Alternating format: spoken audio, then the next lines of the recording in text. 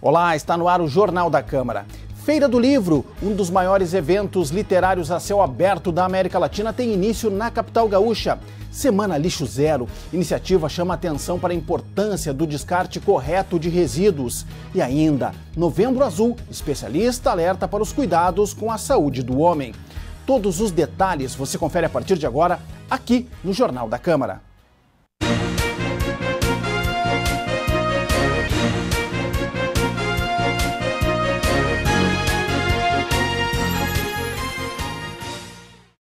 Teve início nesta sexta-feira a edição de número 68 da Feira do Livro de Porto Alegre.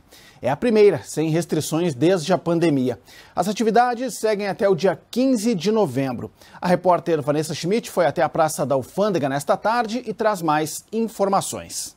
Primeiro dia de Feira do Livro de Porto Alegre, um dos maiores eventos literários a céu aberto da América Latina. Depois de 2 anos de pandemia, a expectativa é boa e mais de 1,5 milhão de pessoas devem passar pela Praça da Alfândega. Com o tema Uma Boa Festa Tem História, a edição deste ano tem como patrono o escritor Carlos Nejar. E também vai homenagear os 250 anos de Porto Alegre. Ao todo são mais de 70 expositores, mais de 150 autores e uma programação cultural diversificada para todos os públicos. A Feira do Livro de Porto Alegre segue até o dia 15 de novembro. Para mais informações sobre o evento é só acessar o site da feira e, claro, não deixe de aproveitar. De todo o lixo recolhido diariamente em Porto Alegre, menos de 5% chega até os centros de triagem para ser reciclado. E esse percentual poderia ser bem maior, não fosse a separação de forma errada dos resíduos.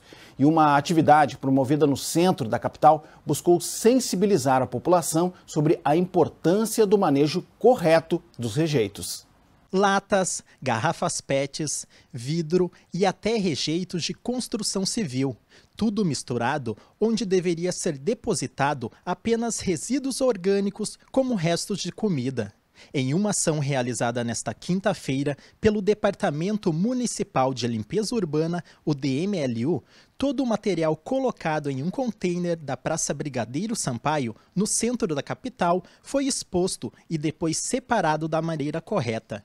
A atividade faz parte da programação da Semana Lixo Zero, evento criado por meio de um projeto de lei aprovado pela Câmara Municipal no ano passado. Dentro da proposta da educação ambiental, é mostrar para as pessoas que elas têm que segregar, separar esses resíduos, no mínimo em orgânico e reciclável, né?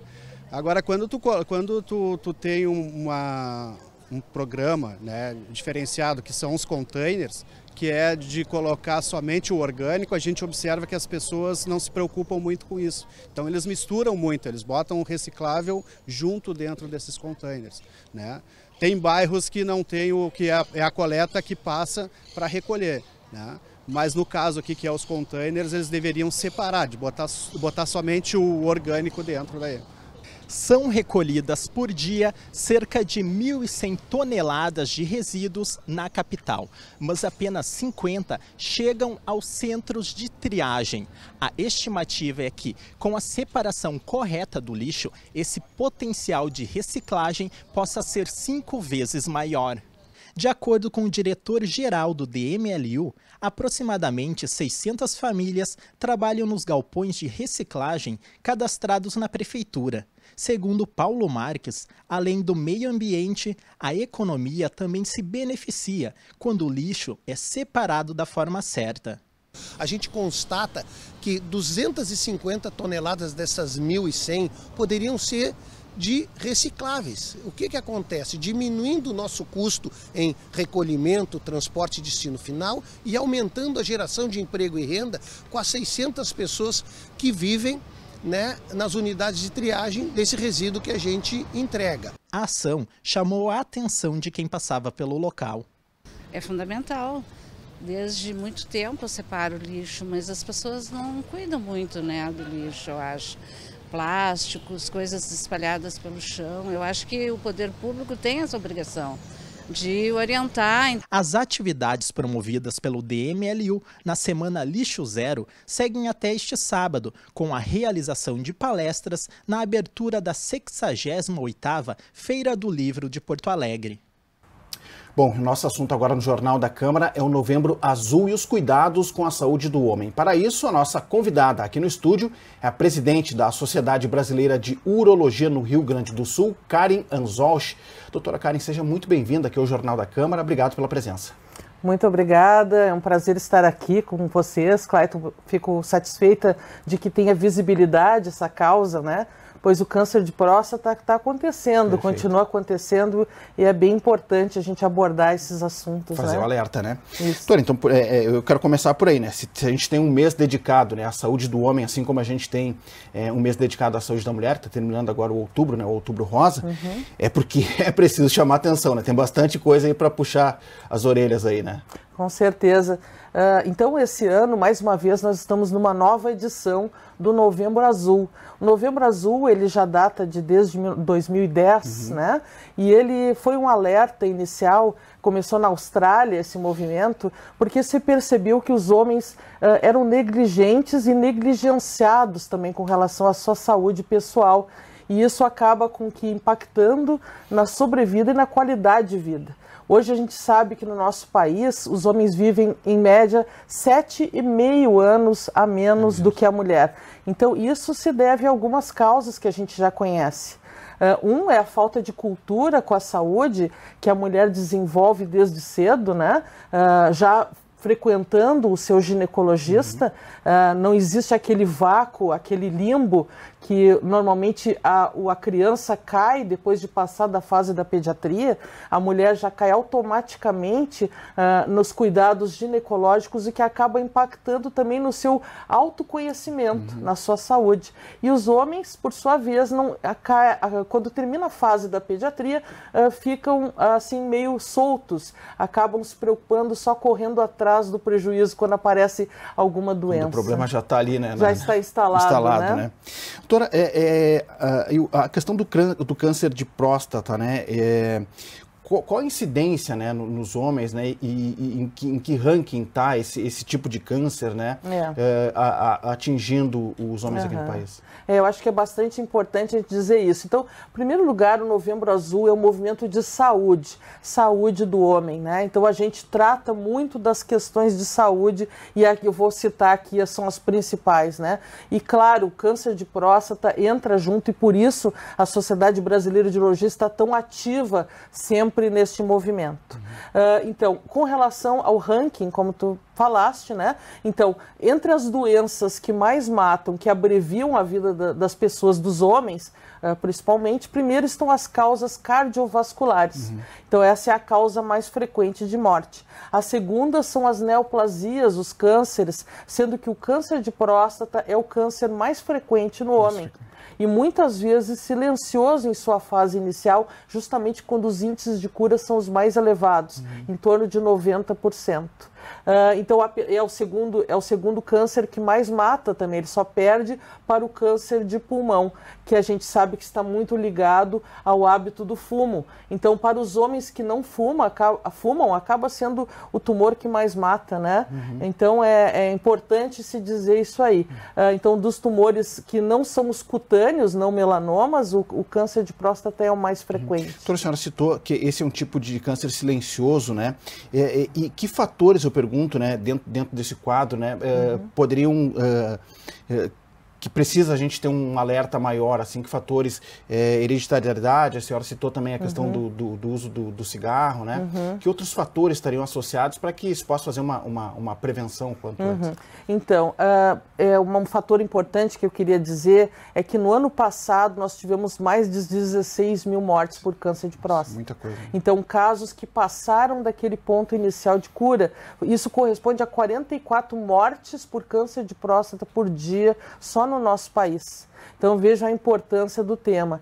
E enquanto que a prevenção não é totalmente possível, porque a gente divide a prevenção entre primária e secundária. A prevenção primária é aquela em que tu consegues não desenvolver a doença mediante algumas medidas. Não existe ainda essa possibilidade total, mas a prevenção secundária, que é aquela em que se faz algumas medidas para reduzir a doença e fazer uma detecção em fases curáveis, essa sim está bem desenvolvida e é bem estimulada, né? Sobre os fatores que mais levam, que estão mais ligados ao câncer, muitas pessoas não têm fatores nenhuns, mas assim, os mais conhecidos é a idade, tanto que ele é um câncer raro antes dos 40 anos, a hereditariedade, tendo um familiar de primeiro grau, o pai, o tio, o irmão, esse risco vai aumentando progressivamente, porque existe também o câncer hereditário, fatores ambientais, é possível que estejam envolvidos, infecções sexualmente transmissíveis,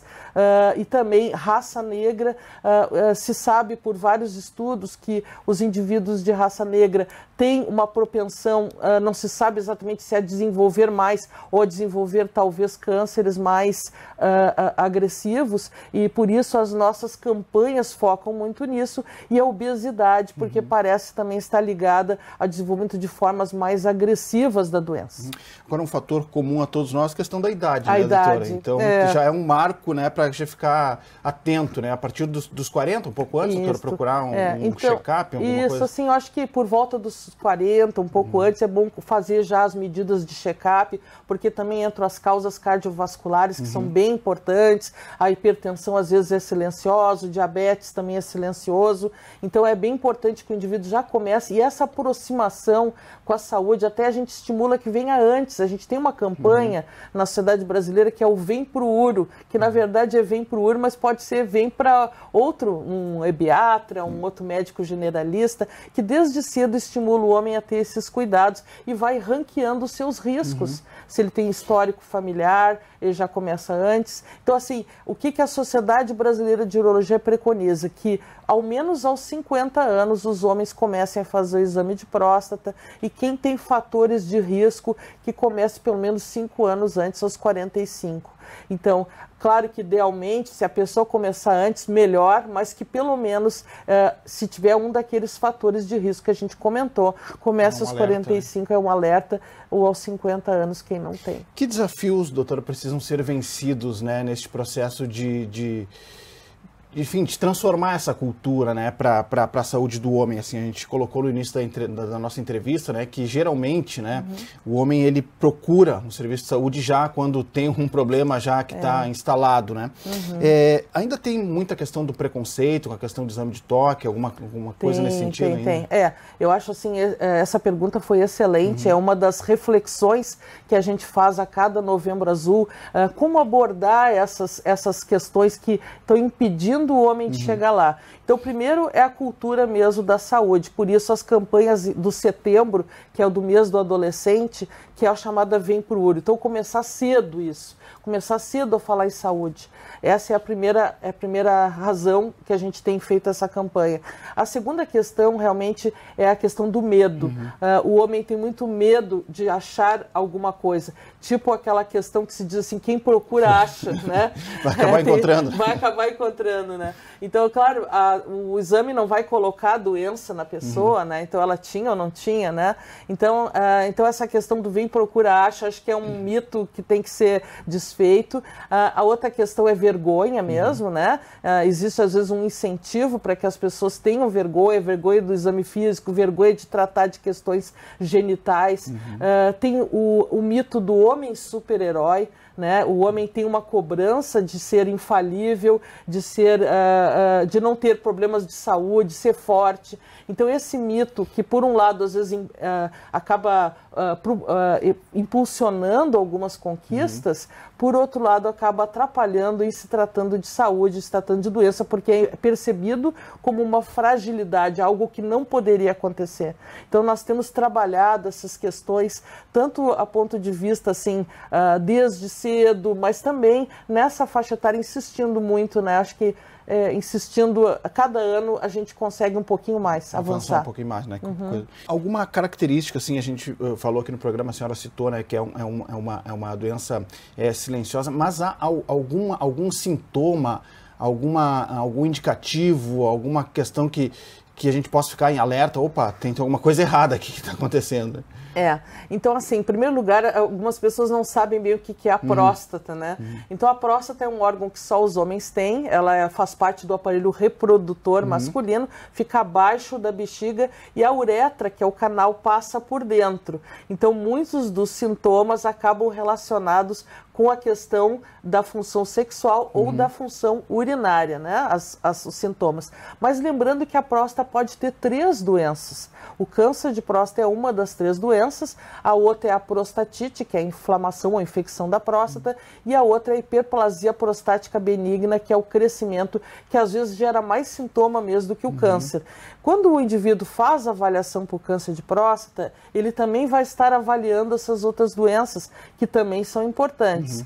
Mas vamos dizer assim, no câncer de próstata, que sinais poderiam ser relevantes? Alguns são os mesmos das outras doenças, que é diminuição do jato urinário, o jato começa a ficar mais fino, mais fraco, aumento da frequência urinária, isso também pode acontecer nas outras doenças da próstata, a vontade de urinar à noite, acordar para urinar, a necessidade, a sensação de esvaziamento incompleto, sangue no esperma, né? Algum problema na função sexual, e casos mais adiantados podem se revelar com dores ósseas ou pélvicas, né? Porque o câncer de próstata, infelizmente, é um câncer que, quando se espalha, ele se espalha de uma forma dolorosa para os ossos, para os gânglios internos e localmente também invadindo outras estruturas. Então a gente não recomenda que se aguarde os sintomas em função disso. Então, mesmo que não esteja na faixa de idade para ser examinado, na presença de qualquer um desses sintomas, procure um médico, um urologista de preferência, porque são sintomas específicos e a gente vai avaliar, não quer dizer que vai ser necessariamente o câncer de próstata, pode ser outra doença, mas muitas vezes que poderia se agravar. Esclarecer, né? Esclarecer. Então a gente vê seguidamente também propagandas, né, de alguns tipos, cita, né, que não é uma medicação, enfim, mas um tratamento preventivo, né, para a questão da próstata. Isso, até que ponto, né, isso as pessoas devem acreditar nisso, ou é evidente, né, que praticamente sei a resposta que a senhora vai dar, mas é bom que a senhora esclareça aqui para os nossos telespectadores, procurar, evidentemente, um médico, um urologista, para que o médico, sim, dê a receita do que for necessário ser feito, né, em termos de tratamento. Né? Não, existem vários tratamentos para próstata, né? Mas como as pessoas não sabem que muitas vezes que existe mais de um tipo de doença da próstata, então se mistura um pouco as questões de medicamentos e o que poderia ser feito. Existem algumas coisas, algumas receitas naturais que circulam por aí, que mal não fazem, né? E, tipo, semente de abóbora, os frutos vermelhos, como tomate, e tem uma evidência científica baixa, mas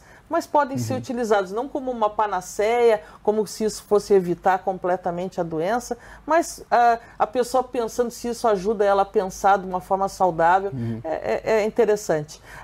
Então, mas assim, medicamentos que se possa utilizar, que apareçam às vezes na internet, nunca vai ter problema de próstata se tomar esse composto. A gente sabe que infelizmente tem um viés comercial total, né? Então não são recomendáveis.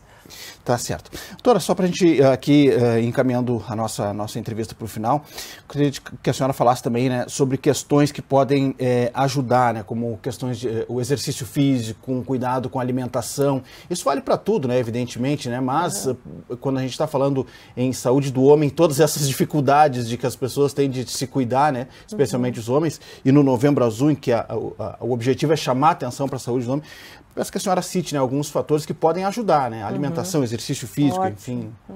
Não, excelente pergunta, Clayton. Acho que essa entrevista vai ser realmente muito proveitosa, né? Então, assim, com relação à saúde global do homem, mas também da próstata, né? Lembrar, então, que alguns cuidados começam cedo, né, na vida, como a prática de exercícios, como foi falado, uma alimentação saudável. Existem alguns dados que dizem que uma alimentação rica em gordura animal poderia ser prejudicial para a próstata e que poderia, então, levar a maior incidência de câncer de próstata. Talvez por isso até um dos fatores que o nosso estado seja um dos campeões em câncer de próstata no país, né? Pelo nosso tipo de alimentação, muito ligada à carne, à gordura animal, né? Um pouco de sol parece ajudar também um pouco, a vitamina D, né? Perfeito. Exercício físico ajuda. Uma questão bastante importante que se fala pouco são as infecções sexualmente transmissíveis. Como a gente não fala, parece que não existe mais, né? Mas a prevenção, usar preservativo, escolher a parceria adequada, ter cuidados, isso acaba impactando também na saúde geral e na saúde prostática, né? Quanto ao exame, só para a gente encerrar de vez agora, doutora, quanto ao exame, né, do toque, ele é necessariamente necessário ser feito ou ter algum outro tipo de exame? Até para a gente esclarecer isso também, né? Ah, tá, ótimo. Essa pergunta eu acho que é bem importante. Então, assim, como é que se faz o exame da próstata? Então, como a gente faz o exame? Primeiro, a gente faz uma entrevista com a pessoa, algumas perguntas, e temos o exame de sangue da próstata para o câncer de próstata. Né? Os exames mais importantes é o PSA, que é chamado exame de sangue da próstata, é um exame fácil, precisa de uma coleta com 4 horas de jejum, uma abstinência de ejaculação de 3 dias, não andar de bicicleta por 3 dias, essas coisas que falseiam o exame, e é feita essa coleta. Então, o exame de sangue é bem importante. E o segundo é o toque retal. Por que o toque retal? Porque se sabe que só o exame de sangue ele tem uma falha em torno de pelo menos 20%. Então, os estudos mostraram que com o toque retal, a nossa confiabilidade fica muito próxima dos 100%. Então, é importante que os 2 exames sejam feitos, porque um diz uma coisa e o outro complementa com o outro. Tenho certeza... Não ter nódulos no toque retal, carocinhos, né? E sabia já o tamanho da próstata também. Perfeito. Quero agradecer aqui a presidente da Sociedade Brasileira de Urologia no Rio Grande do Sul, doutora Karen Anzolch. Doutora Karen, muito obrigado pela gentileza, pelas informações, pelas orientações. Palavra à disposição até para que a senhora possa fazer mais um chamamento aí, né, para a saúde dos homens. Então, tá, muito obrigada, Clayton. Agradeço bastante aqui o espaço que vocês deram, aqui a importância que vocês estão dando ao Novembro Azul. Então, e conclamo a todos, homens e mulheres, para a gente entrar nesse grande movimento pela saúde masculina. Nós queremos ter os homens, nós mulheres queremos ter os nossos parceiros, nossos amigos, nossos filhos e pais, muito mais tempo com a gente. Então, a nossa campanha é essa: cuidem da sua saúde, comecem cedo a pensar nisso e digo, é muito simples, os exames são muito simples, são indolores e vocês vão se beneficiar muito com isso. Muito obrigada. Tá certo. Obrigado, doutora Karen. Bom trabalho para a senhora. Muito obrigada. Tá certo. Bom, a gente falou aqui sobre a importância do exercício físico, né? E tem um trecho aqui de Porto Alegre que completou 1 ano agora, que é o trecho 3 da Orla, também propício, né, à prática do exercício físico. E o local se tornou uma referência para o lazer e a prática de esportes. A reportagem da TV Câmara foi até lá, foi até o trecho 3 da Orla, e para mostrar esse espaço revitalizado de pouco mais de 1,5 km e que está integrado à cidade como um exemplo de compartilhamento coletivo e que também movimenta a economia e o turismo. Nessas imagens aéreas, a gente consegue ter uma dimensão do tamanho e da beleza do trecho 3 da Orla do Guaíba. É um verdadeiro privilégio poder sobrevoar esse espaço, que foi projetado com a vocação para a prática esportiva. A área conta com 29 quadras e estruturas de apoio ao basquete, vôlei, tênis e diversas outras modalidades. Mas a pista de skate é a menina dos olhos do trecho 3 da Orla. Com 6.268 metros quadrados, é considerada a maior da América Latina. A gente tem a certificação internacional da pista de skate através da Confederação Brasileira de Skate para poder trazer esses campeonatos internacionais, trazer o Mundial, trazer o STU. Então, já estamos em negociação para, em março de 2023, ter uma etapa do STU aqui em Porto Alegre e trazer esses campeões olímpicos, campeões mundiais de skate. Sábado e domingo são os dias de maior movimento deste trecho da orla, mas a nossa equipe conseguiu registrar muita gente desfrutando do espaço durante a semana, inclusive aproveitando o local como sala de aula em um projeto social oriundo da Restinga, na zona sul de Porto Alegre. Veio da ideia de a gente sentir muita falta da representatividade do skate feminino dentro do skate, né? Porque sempre foi muito defasado. O público do skate sempre foi majoritariamente masculino, né? Então eu e umas amigas, que tem a Josi, que é a coordenadora do projeto, ela nos fez o convite para a gente começar a dar aulas para as meninas, né? Para desenvolver o skate através do público feminino. E também não só mostrar que a menina pode estar aqui na pista andando de skate, mas sim buscar o que ela quiser fora, né? Para a vida dela. E usando a ferramenta do skate para ela se empoderar, ter mais foco, mais concentração, né? E usar o skate como ferramenta. Eu vi ela aqui dando aula para as criancinhas e eu sempre tive muita vontade de aprender. E falei, bom, vou tentar, né? Ela pacientemente está me ensinando, topou, né? Aí pegar essa aluninha um pouquinho mais experiente. E é um desafio muito grande, porque a gente tem mais medo do que as crianças, né? Eu sou um pouquinho alta, se eu cair o tom é um pouco maior. E entre tantas atrações no trecho 3 da orla, é possível também experimentar alguns modelos de bicicletas elétricas. O veículo atinge até 35 km por hora.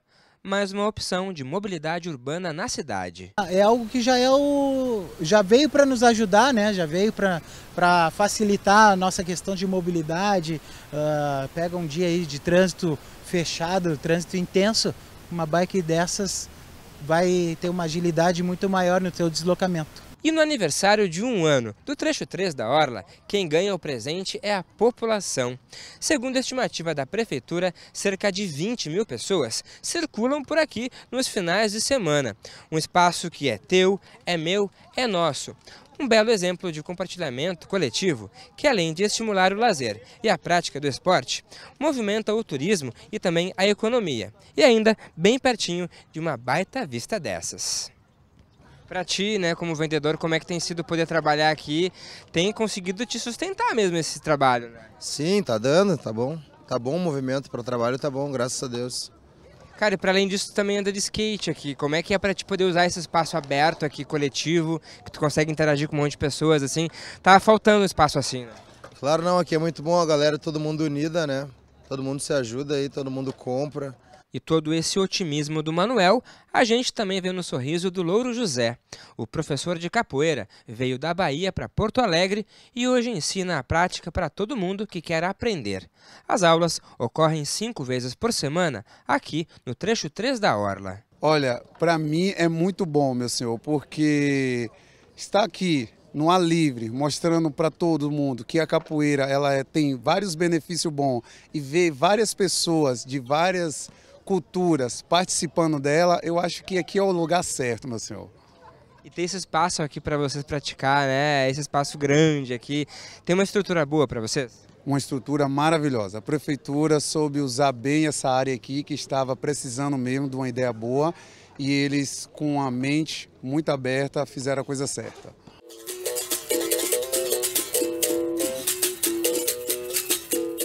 Então, acho que o resgate desse sentimento de pertencimento ele vem acontecendo, esse resgate da cidadania do porto-alegrense ele vem acontecendo, e acho que a gente não pode deixar isso decair.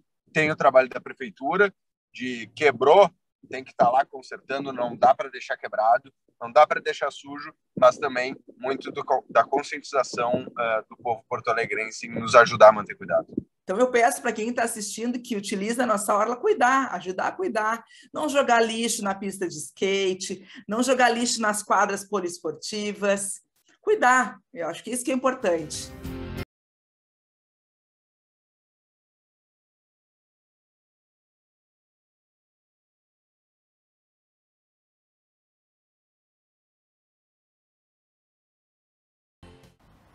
Tá aí, que belas imagens do trecho 3 da orla, né? Bom, com essas imagens aí, a gente vai fechando o Jornal da Câmara de hoje. Confira mais notícias do Legislativo aqui na sua tela, nas nossas redes sociais e também no site da Câmara de Vereadores de Porto Alegre. Muito obrigado pela sua audiência. A gente se encontra na próxima edição. Até lá!